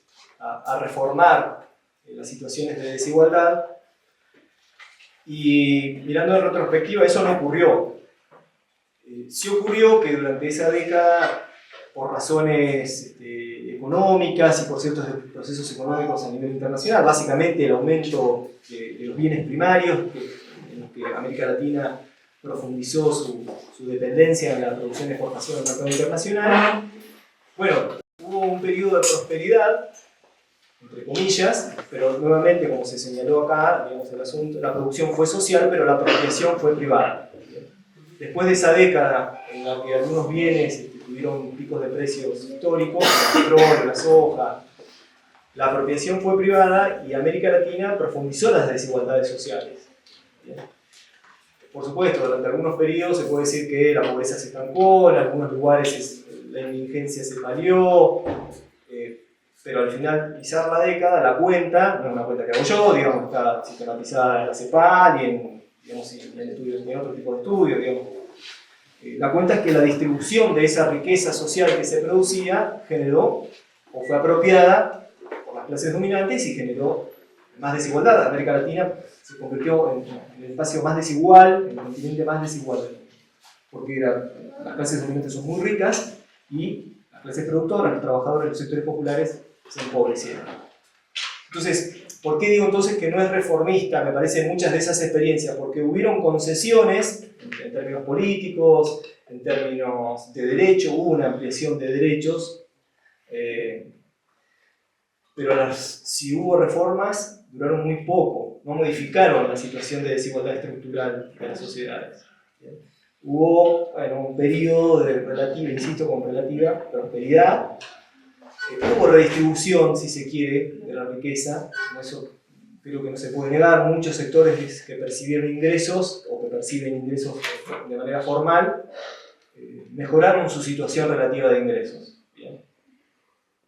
Pero eso, digo, pensando en que las reformas o en una concepción del reformismo que tiende concretamente a la achique de las desigualdades sociales, digo, en una relación de medir en proporciones los ingresos de los que trabajan en relación a los ingresos de los propietarios, bueno, no se achicó, ¿no? Al contrario, se incrementó, y mucho se incrementó.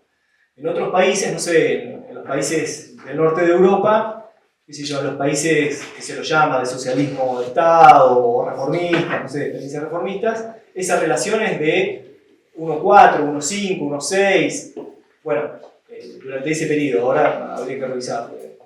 Posiblemente se modificó porque a nivel global, digamos, pasó que la redistribución de la riqueza es cada vez más desigual.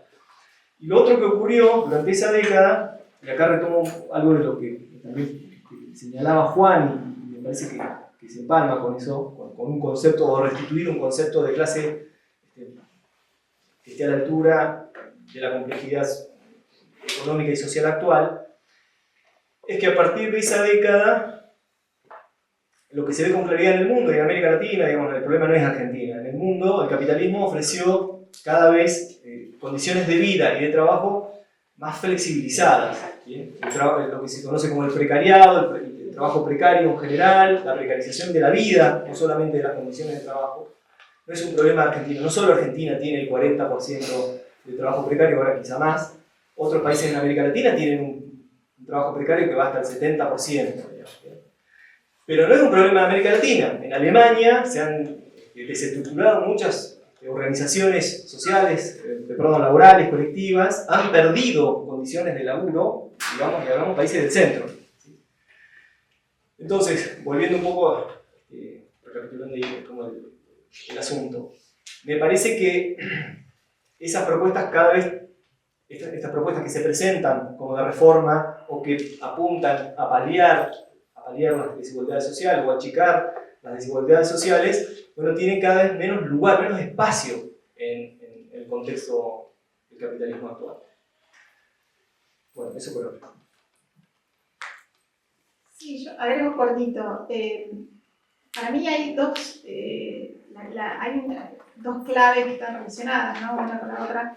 El manifiesto, que es sorprendente, tiene que ver un poco con esto, ¿no? El haber entendido, comprendido la dimensión mundial o global, ¿no? De la acumulación de capital. Marx y Engels ya en ese momento tienen muy claro hacia dónde va, ¿no? Y hasta, digamos, este carácter totalitario, ¿no? No solamente en términos de cubrir todo el planeta, sino además de cubrir todas las dimensiones de la vida en ese proceso de mercantilización casi total. Y en ese aspecto a mí me parece también muy interesante y conecta un poco con lo que venían planteando, incluso con, si quiere, la escuela de la teoría de la dependencia a la que podríamos llegar en algún momento, en algún discurso, enmarcar a Grabois, que es que Marx y Engels plantean una dialéctica de la lucha de clases y de la lucha entre las naciones, que es muy interesante y muy importante. ¿Por qué? Porque justamente en todo el debate de la teoría de la dependencia, una de las consecuencias fue el desplazamiento, ¿no? De la lucha de clases por la lucha entre naciones, que es muy la cosa antiimperialista de Grabois, ¿no? De entender esta cuestión de, más allá de su vínculo gramatical, no tiene que explicar, pero me parece que tiene que ver con cómo se reduce, se simplifica el conflicto a esta cuestión de los países periféricos, los centrales y el demonio imperialista y no sé qué más. Ahora, lo que digo es, en Marx y Engels está muy claro que la lucha de clases es en su forma nacional y en su contenido internacional. Y en eso hay que reconocerles la claridad, pero además hay que llegar hasta las últimas consecuencias. Es digamos, lo que se desprende de esa forma que además históricamente se está constatando, ¿no? Porque el capital también se acumula, ¿no? En los territorios y no requiere de los estados nacionales para hacerlo, pero se mueve a escala internacional. Y por eso la ultraderecha, ¿no? Y este movimiento también empieza a moverse a esa escala transnacional. Entonces, entender esa dialéctica, ¿no? De lo nacional y lo internacional me parece que en sí, digamos, complejiza aún más esta cuestión de cómo salvar la brecha de la desigualdad. Que ya plantearlo en términos de desigualdad es un problema, porque lo que están discutiendo es la redistribución de la riqueza y no quién la produce. Eso, Grabois, por eso no discute. O sea, a lo sumo llega la pseudo reforma agraria de la CEPAL, el cuarto punto, no sé, o el tercero, manera, pero me parece que no está yendo a fondo, o se queda con la anécdota de el Bochevere, de si la apoyaban, no la apoyaban, bueno, no. Pero me parece que es anecdótico en ese sentido, porque no se está yendo a fondo con esta cuestión del régimen de la propiedad privada, porque es ahí donde se define quiénes producen, cómo producen, y después finalmente bajo qué forma se distribuye esa riqueza. Pero digo eso no es porque... y con respecto a lo social, a esto de que todo es socialismo para Milei, que es una forma de banalizar, ¿no? Las complejidades que tienen las experiencias, pero además me parece que hay efectivamente dos cuestiones que las experiencias más o menos aproximadas al socialismo a las que puede estar haciendo referencia a Milei, no pudieron o no quisieron en diferentes, depende de la situación y de qué experiencia estemos hablando, pero hay dos verdades que tienen que ver con eso, que tienen que ver con qué pasó con el aspecto represivo del Estado en esas experiencias, ¿sí? No es menor. Y también esto es para discutirlo con Milei, porque, bueno, ¿qué está pasando con el carácter represivo de este tipo de experiencia que él está planteando? Y después, ¿bajo qué forma se produce y circula la riqueza? Que es justamente la forma mercancía. Y en eso, en un sistema que está mundializado, es muy difícil escaparse. Por eso la revolución también o es total, es internacional, o no es, porque es muy difícil pensar cómo, digamos, consolidar y en clave de éxito al socialismo en un mundo que está atravesado por esta lógica de acumulación de capital global. Entonces me parece que esos dos aspectos son dos cuestiones que se podrían discutir más allá del socialisómetro que podríamos tratar de establecer, que con Milei no tiene sentido porque es todo caricatura, claro. Bueno, muy brevemente, para mí tiene razón Milei, el socialismo fue empobrecedor sobre todo de la gente que representa a él, o sea que es el gran capital, la burguesía, etc. Digo, hay una cuestión ahí que está mezclado, como decía Mariana, aunque lo dijo de otra forma, pero como está mezclado socialismo y estalinismo, ¿no? Entonces, te dicen, bueno, socialismo es Stalin, entonces encima, vale, si es Stalin, no, quedémonos con esto. Entonces, ahí hay una primera operación ideológica que es importante desmontar y que remite a discusiones conceptuales muy complejas en el marxismo, porque había lo que está en el estado de la revolución de Lenin, que a su vez remite a la crítica del programa de Gotha de Marx, ¿no? Una idea de, bueno, después de la revolución va a haber una fase inferior del comunismo que vamos a llamar socialista, en la cual va a seguir habiendo remuneración a través de un salario con diferencias salariales. Y en el comunismo cada cual se aporta según su capacidad y recibe según sus necesidades. Bueno, eso se tomó incluso como una teoría de dos etapas, aunque Marx no dice exactamente etapa, ¿no? Pero ¿qué pasa? Se suponía que eso era sobre la base de un desarrollo capitalista más o menos avanzado y las revoluciones del siglo XX fueron en la periferia, o países como Rusia que no se sabía bien qué era, ser un imperio, pero era como una periferia. Bueno. Y entonces surgió el problema de la transición al socialismo, no la transición hacia el comunismo, ¿sí? Porque Marx, cuando discute esto en la crítica del programa de Gotha, que hay debate sobre si esto era realmente lo que pensaba Marx, o como los del Partido Socialista Alemán eran unos reformistas que no entendían nada, lo explicó así, medio como para gente de versión limitada, ¿no? Eso dice, por ejemplo, Isabel Garó en un libro Comunismo y Estrategia, que es un librazo, donde dice, ojo con leer esto como una teoría de las etapas en Marx. No es lo que está diciendo Marx. Interesante, pero bueno, lo hablamos otro día. Lo que sí me parece que es pertinente de esta discusión es que había una idea de una construcción más o menos, entre comillas, rápida, desde el capitalismo hacia el comunismo, y al ser las revoluciones en países periféricos, en realidad lo que se establecieron son economías que intentaban alcanzar un nivel de desarrollo más o menos similar al del capitalismo, y por eso habla Trotsky, pero hablan otros también como Preobrazhensky y otros, o incluso el propio Bukharin con otros políticos, o sea, marxistas soviéticos, para quienes no tienen el gusto, hablan de la transición del capitalismo al socialismo, o sea que se agregó como un capítulo previo a esas dos fases que había pensado Marx, y en la transición hay montones de problemas, es decir, que cómo se organiza la economía para que se avance en la socialización, pero a la vez que, por ejemplo, en el caso de la Unión Soviética, que la gente en el campo pueda comprar los productos elaborados por la industria más barato que cuando estaba el zarismo, porque si no la gente dice, pero ¿cómo? O sea, hicimos la revolución para que vivamos peor que antes. Bueno, esos eran problemas que existían en los años 20 en la Unión Soviética, es decir, las tensiones de sociedades de transición.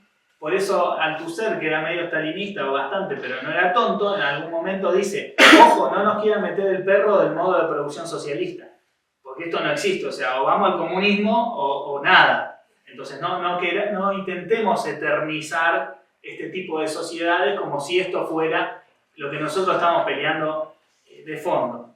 Ahora bien, desde el punto de vista de las conquistas sociales, incluso con estalinismo y todo, o sea que es una burocratización de la revolución, A ver, la Unión Soviética, con Lunácharsky de ministro de Educación, hizo una red de escuelas normales, hicieron los alfabetos junto con las comunidades de todos los pueblos halógenos, o que los pueblos que habían sido oprimidos por el zarismo y eran parte del imperio ruso y que no tenían nada que ver con los rusos. El Estado soviético hizo con ellos sus propios alfabetos.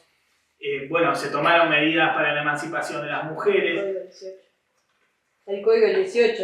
El código 18, bueno, montones de conquistas sociales y de reconocimiento de derechos políticos que antes no existían.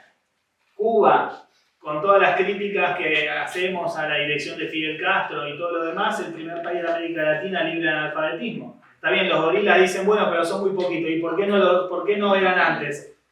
¿Por qué con Batista no se había sacado el analfabetismo? No sé si saben quién es Ilya Perelman. Es un matemático soviético que, bueno, como era judío, los estalinistas no querían judíos en la facultad, entró raspando por un cupo y matándose en las Olimpiadas de Matemática y eso. El tipo, comiendo pan negro y tomando leche, resolvió la conjetura de Poincaré solito, mientras un montón de estúpidos que tenían fondos de fundaciones y yo qué sé, no la podían resolver con equipos de montones de científicos. Y ese tipo estudió en la Unión Soviética. Y después renunció, además porque le querían dar un premio, yo qué sé, dijo, la verdad que la burocracia de la matemática es una basura, yo me voy a la casa de mi vieja a escuchar ópera, y no le dio más bola a nadie. Bueno, ese tipo de gente se educó en la Unión Soviética. Entonces, con esto yo no estoy haciendo una apología de la Unión Soviética tal cual fue. Lo que quiero decir es que las revoluciones consiguieron grandes conquistas sociales y culturales que gente como Milei ni siquiera sabe que existen. Y es más fácil hacer este versito de que es todo para empobrecerse y que esto y el otro sin conocer cómo es la historia real. Ahora, si vos me decís, vos querés revoluciones donde vengan tipos como Stalin y cada cosa, y que si tenés trabajo y tenés casa, tenés que poner una foto de Stalin en la pared, y no, la verdad que no. No es lo que nosotros peleamos. Nosotros peleamos por una democracia obrera desde la base, a partir de la cual se puedan tomar decisiones a todos los niveles, desde la producción hasta la política, hasta la cultura, hasta todo. Pero sería algo muy necio reducir la herencia de las revoluciones del siglo XX al final ominoso que tuvo el estalinismo. Esta es una discusión, y con esto termino, muy interesante que hace una piba que es un cráneo, Lea Ypi, en un libro que se llama Libre, el desafío de crecer en el fin de la historia. La piba es una académica impresionante, sabe un montón de Kant y escribe esas cosas, pero nadie le da bola, obviamente, a esas cosas. Entonces metió un bestseller impresionante que es este libro, que es la historia de ella y su familia en la Albania de fines de los 80 y comienzos de los 90. Y cuenta cómo fue el proceso de restauración capitalista en Albania y el desastre social que generó. A nivel que hubo una guerra civil porque unos lumpenes hicieron unos esquemas Ponzi como estos que están de moda ahora en Argentina y habían estafado casi toda la población y terminó en una guerra civil. Entonces, eso es la libertad del capitalismo. Y eso cuenta Lea Ypi, explica cómo el capitalismo no está a la altura de su promesa de libertad, usando el estalinismo como un espantajo, pero que después se demuestra como pura propaganda ideológica. Miremos también la situación de los países del este de Europa en los que se restauró el capitalismo. Miremos los efectos de la restauración capitalista en Rusia o en China. Bueno, en China hay una clase media consumista, pero la gente más pobre vive horrible. O sea, no es que el capitalismo generó grandes mejoras en relación a la situación social previa, ¿sí? Entonces, bueno, me parece que ahí hay una discusión. Y después lo de Grabois, yo qué sé, yo creo que para mí con los reformistas la discusión que hay es que no son consecuentes con su supuesto programa de reformas. O sea, yo no le reclamaría a Grabois la revolución permanente y yo qué sé, pero que no apoye un candidato del FMI, capaz no es tanto pedirle. Entonces, me parece que claro, o sea, eso es algo que se viene discutiendo incluso cuando iba a ganar Syriza y todo eso, que yo recuerdo que fue un debate que había en la izquierda. Que, o sea, el reformismo que dice, bueno, revoluciones no se puede, porque la gente está, porque no se puede, porque ya cayó la Unión Soviética, no sé qué. La gente dice, bueno, perfecto, vamos con las reformas. No, reformas no se puede porque no nos deja el Banco Mundial y el FMI. Y bueno, entonces, no, o sea, si es hacer una retórica de reformas para después administrar la basura que te permite el capitalismo, y bueno, obviamente que no vamos a estar de acuerdo nunca. Pero no es que es necesario que ellos estén de acuerdo con el marxismo. O sea, sean consecuentes con su propio programa de reforma y después discutimos. ¿Sí? Eso me parece.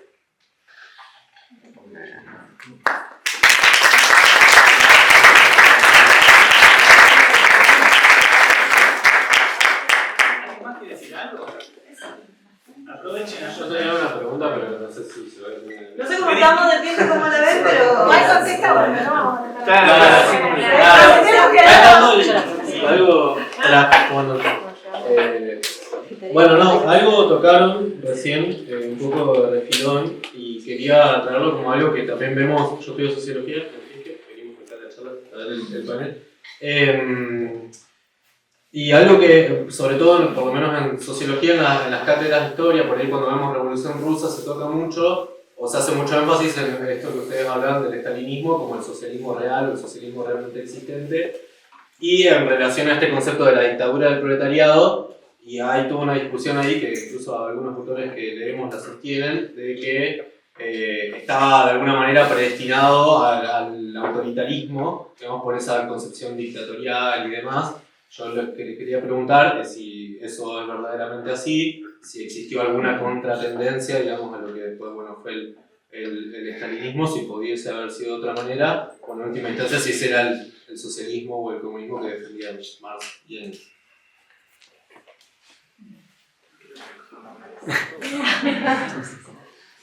No, yo cortito.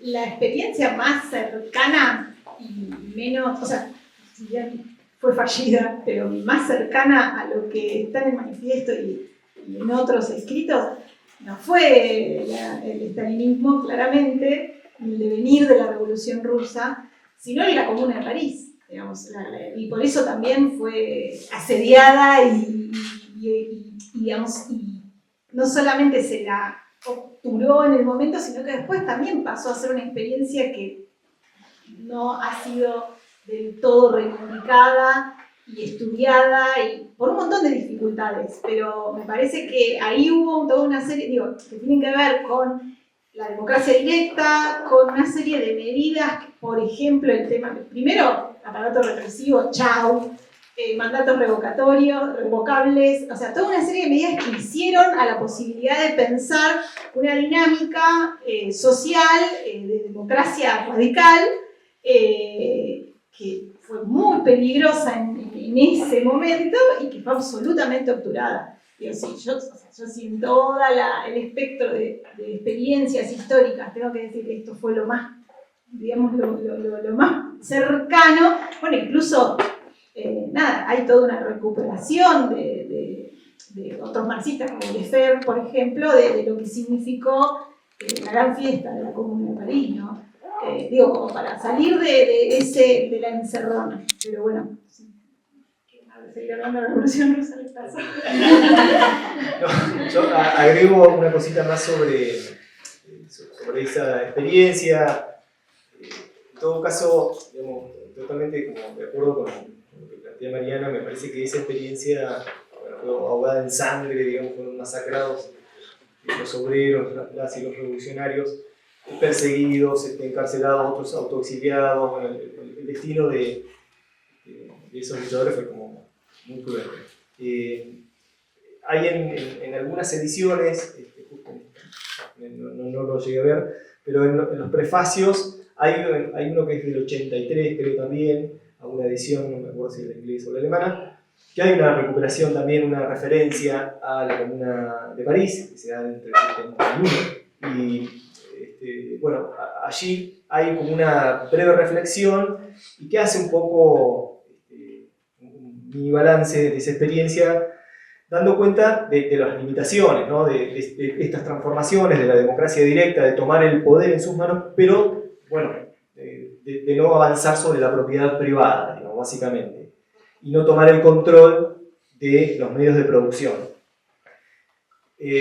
Respecto a las revoluciones por ahí del siglo XX, no sé, la Revolución Rusa, creo que el núcleo de la pregunta es si hubo contratendencias, digamos, frente a lo que ocurrió después, digamos. Podríamos pensar en la Revolución Rusa como la burocratización de esa experiencia, incluso la que señaló Juan, la Revolución Cubana, también como una experiencia caracterizada también como de una burocratización militar por el control de un partido con fuerte peso en lo militar. Bueno, a mí me parece que digamos, hay dos caras de esa. La respuesta debe tener siempre dos caras a esa pregunta. La primera es que esas experiencias estaban asediadas como procesos revolucionarios, asediadas por todo el arco de la derecha y de la burguesía internacional, tanto la Revolución Rusa como la Revolución Cubana. Hay un largo historial de intentos contrarrevolucionarios desde fuera y también desde dentro, por supuesto. Pero ya pensando, digamos, en estos procesos en un término más avanzado, donde se ve claramente que han cristalizado estructuras burocráticas que condicionan la expresión de ciertas disidencias, podríamos decir en términos genéricos, en el caso cubano, por ejemplo, claro que hay contratendencias. No sé, Isaac Deutscher habla justamente para el caso ruso como de las posibilidades de un movimiento que contrarreste esta burocratización que ya era inminente, digamos, tempranamente se ve esa tendencia a la burocratización, digamos, en el caso ruso. Y las posibilidades que se evaluaron eran, bueno, o una reforma, o una revolución, o un movimiento desde abajo para transformar esas estructuras que estaban cristalizando de forma burocrática, o una reforma desde arriba, digamos, ¿no? Es decir, que el propio Partido Comunista acelere procesos de transformación y abre espacios de democratización y mayor espacio a la discusión de ciertos asuntos. Digo, sin profundizar mucho, me parece que una respuesta rápida inmediatamente debe decir estas dos cosas. Que sí hubo contratendencias, que sí se vio el problema de las burocracias que se conformaban, y al mismo tiempo hay que pensar que esas experiencias tuvieron que enfrentar diversos flancos, ¿no? La contrarrevolución desde adentro y también el asedio externo. Bueno, nada. Yo creo que a ver, hay un problema de querer darle más peso a las ideas del que tienen, y yo creo que lo digo con suficiente autoridad porque vivo en la luna, digamos, pensando en cosas abstractas y eso. Es ridículo creer que por una idea de dictadura del proletariado vino el estalinismo. O sea, es una cosa totalmente idealista, no tiene nada que ver no con el marxismo, sino con un pensamiento materialista básico. Es algo que no te lo dirían antimarxistas que sean más o menos consecuentemente materialistas, que algunos hay, ¿no? Como era Mario Bunge, por ejemplo. Para mí el problema principal, o sea, lo que sí, la decisión que se tomó en vida de Lenin, que influyó mucho en lo que pasó después, fue la prohibición de las fracciones en 1921. Porque eso no había forma, una vez que vos tomás ese tipo de decisiones, no hay forma de tirarla para atrás. Que es algo que lo dice el propio Trotsky, que en general siempre en la época de la guerra civil era bastante espartano, o sea, bastante duro, ¿no? Incluso en un momento llegó a plantear militarizar el trabajo, cosas por el estilo, que Lenin dijo, no, me parece que estás exagerando un poco. La prohibición de las fracciones, que es una medida que se toma en 1921, después del motín de Kronstadt, yo creo que es algo que fue un error muy importante. Está bien, en el momento parecía que era lo más coherente, porque vos como era... ¿Qué pasó? O sea, en los primeros años, y en esto junto con lo que decía Mariana, la idea de dictadura del proletariado de Marx considera que la expresión concreta fue la Comuna de París, que es distinto del sistema de los soviets. Porque en el caso de la Comuna se hace con sufragio universal, es más un modelo de una república jacobina, que igual lo bancamos a muerte, claramente. El tema es que el sistema de los soviets estaba organizado de otra forma, por más que a partir del 18 ya se empieza a hacer sufragio, pero no es universal. Pero hay sufragio sobre la base de unidades de producción y territoriales, pero era un sistema donde había varios partidos, o sea, estaban los bolcheviques, estaban los socialistas revolucionarios de izquierda y había anarquistas. Que Trotsky decía, con los anarquistas está todo bien. No lumpenes disfrazados de anarquistas. Anarquistas de verdad, del movimiento obrero, vamos para adelante. Y de hecho, las tres tendencias formaban parte de los soviets, hasta 1918-19. Si no recuerdo mal, en el 18 hacen un atentado los socialistas revolucionarios contra Lenin. Obviamente los ilegalizan, porque también, o sea, pongamos a las pilas, una cosa es discutir diferencias políticas, otra hacer un atentado. los ilegalizan. Entonces, un partido menos. Los anarquistas no eran un partido, era una tendencia con gente suelta. ¿Sí? Entonces, hay una dinámica, digamos, de las luchas internas en un contexto de guerra civil que va llevando a que el partido bolchevique sea el único partido. Y en un contexto donde la clase obrera tiene una debilidad estructural importante, no solo porque muchos militantes de lo más combativo mueren en la guerra civil, sino porque está destruido el aparato productivo. Por eso Deutscher dice que la dictadura de los soviets era una dictadura en el vacío. Y tiene razón. O sea, había, no exactamente en el vacío, pero se le fue achicando la base popular y quedó un gobierno con mucha decisión, con una vanguardia militantes y sectores que luchaban, pero no era, o sea, en 1920-21 una situación dramática desde el punto de vista de la relación entre decisión desde la base y lo que se decidía por arriba, ¿sí? Y la prohibición de las fracciones yo creo que ahí terminó de arruinar un poco las cosas, porque está bien, ¿qué dice Lenin? Mirá, somos el único partido. Si permitimos que todo el mundo ande haciendo cualquiera, todas las discusiones, todas las tendencias, todos los problemas que hay afuera del partido van a expresarse adentro. Entonces, ¿qué hace Lenin? Prohíbe las fracciones, pero a todos los que tienen diferencias los suma en la dirección. Por ejemplo, a los de la oposición obrera, a los del centralismo democrático, grupos que anticiparon, algunos no, pero otros, los del centralismo democrático, anticiparon algunas discusiones que después hizo la oposición de izquierda con mejor claridad conceptual, pero no se le quita mérito. De hecho, siguieron existiendo los del centralismo democrático muchos años, o sea, hasta los años 30. Lenin, ¿qué dice? Fracciones no, pero los incorporamos. Lo que pasa es que después, cuando agarran la manija a los estalinistas, dejan la parte solamente de prohibir las fracciones, no de incorporar a los que tienen diferencias a algún tipo de ámbito de discusión común. Y por eso yo creo que eso es algo que no habría que hacer, en nuevas revoluciones es algo que no habría que hacer de ninguna manera. Más allá de que venga, no sé, de cualquier amenaza, que cualquier argumente, lo que sea, habría que decir no.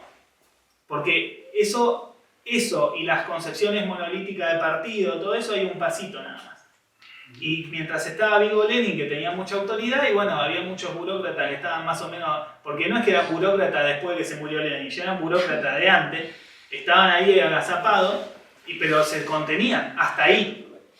Les recomiendo un libro de Moshe Lewin, El último combate de Lenin, que cuenta las discusiones que tiene Lenin los últimos años de su vida con las bestialidades que hacían los estalinistas para, por ejemplo, en Georgia, en distintos lugares, ¿no? Y otras discusiones de tipos que decían hay que abolir el monopolio del comercio exterior, así vienen inversiones, o sea que Milei tampoco inventó nada. Entonces, quiero decir, para mí lo de la prohibición de las fracciones, al que dice que es por culpa de Marx y la dictadura del proletariado, habría que decirle, ¿investigaste lo de la prohibición de las fracciones? Y yo creo que va más por ese lado, o sea, las revoluciones tienen problemas históricos concretos de relación de fuerza, de relación con las potencias, con el mercado mundial, de construcción económica. No es un problema de lo que dijo Marx y entonces por culpa del concepto de dictadura del proletariado vino el estalinismo. Que además, como yo decía antes, no es ese tipo de dictadura lo que está pensando Marx. ¿Sí? Marx es un lector de Maquiavelo, de los clásicos, es otra cosa. Entonces, bueno, o sea, la dictadura del proletariado bien hecha es algo muy agradable, verdaderamente. Deberíamos tener más dictaduras del proletariado.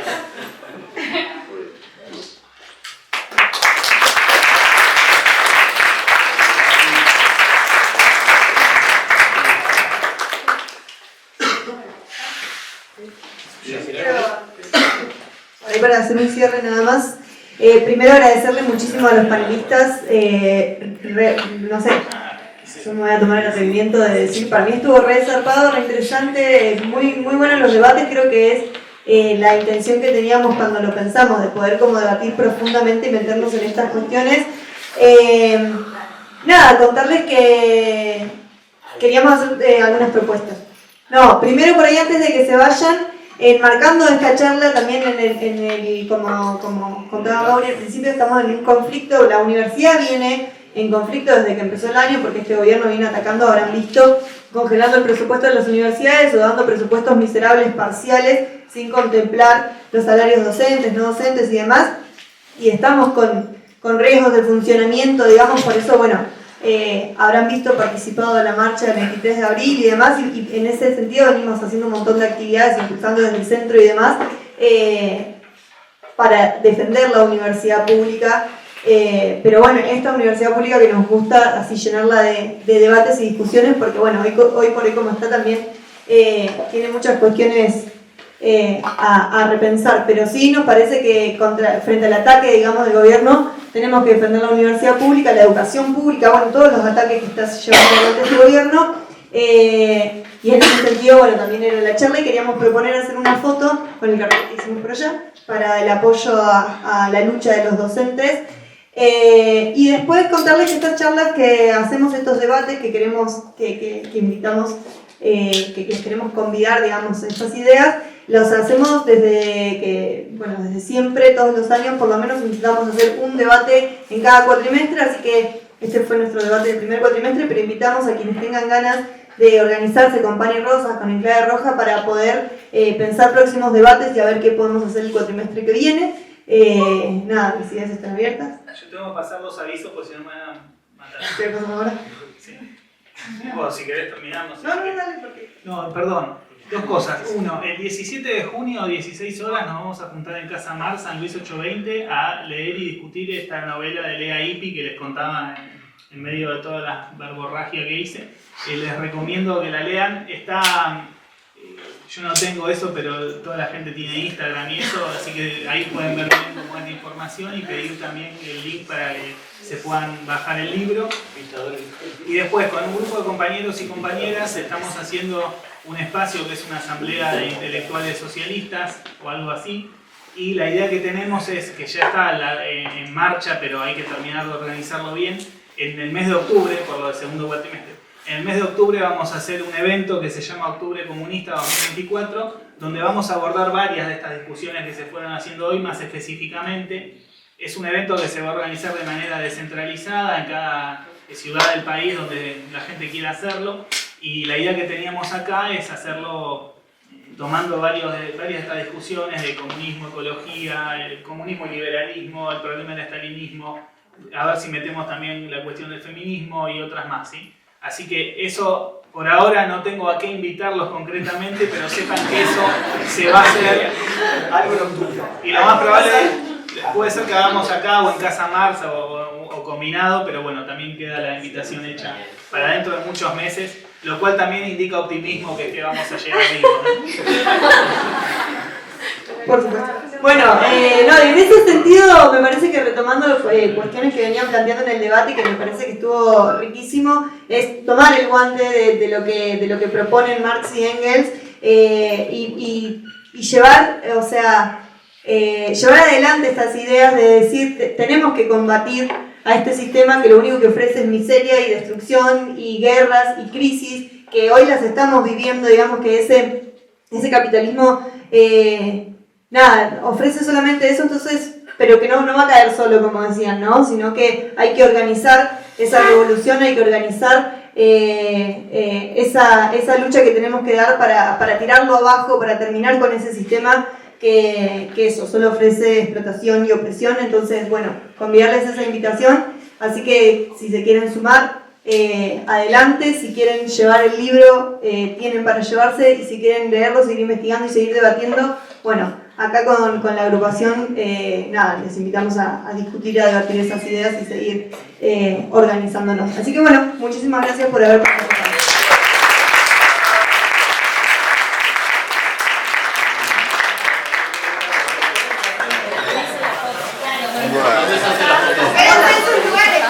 ¿Eh?